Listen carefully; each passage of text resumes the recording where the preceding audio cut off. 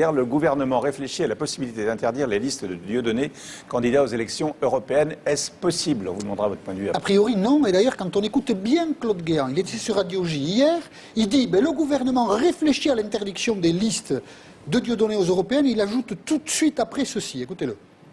Je ne suis pas sûr que nous parvenions à les interdire. Nous ne pouvons interdire que ce que le droit permet d'interdire. C'est un drôle de mouvement de pensée. Le secrétaire général de l'Élysée vient de dire on réfléchit à l'interdiction, mais on n'est pas sûr d'y arriver. Donc c'est quand même assez bizarre, on va y revenir. Que Dieudonné ait depuis des années des propos qui sont inacceptables sur les Juifs, c'est une évidence.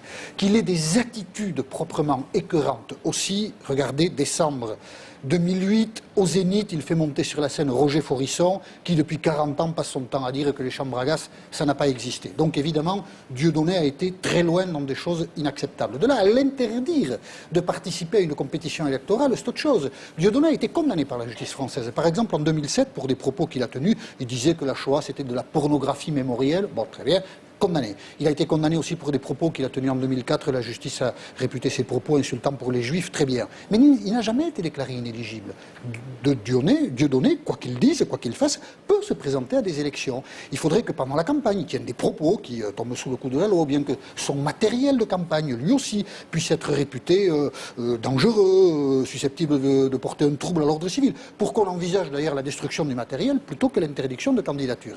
Le fait d'avoir parlé de Dieudonné, comme vient de le faire Claude Guéant, bon, signale le côté absolument terrible du personnage, très bien. En même temps, il a mis le projecteur dessus et, du coup, il lui donne l'occasion de prendre la parole, parce que sinon, Dieudonné serait resté marginal. Alors tout de suite, dès hier... Il est présent dans toutes les régions ou...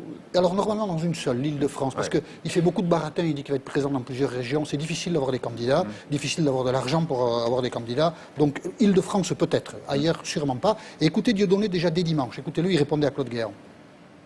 Et aujourd'hui, Claude Guéant nous montre à quel point le lobby sioniste est puissant en France et qu'il faut bien évidemment le combattre sur le terrain politique. Et ça c'est signé Dieudonné, il n'y a que lui qui peut parler comme ça, hein. Donc voilà, les mots qu'il emploie, tout ça, bon, voilà. Donc du coup il a l'occasion de les employer, il sera probablement candidat, difficile sans doute d'imaginer l'inverse. Oui, je suis assez près de ce que Jean-Michel Apathy a dit, l'antisémitisme est condamné par la loi.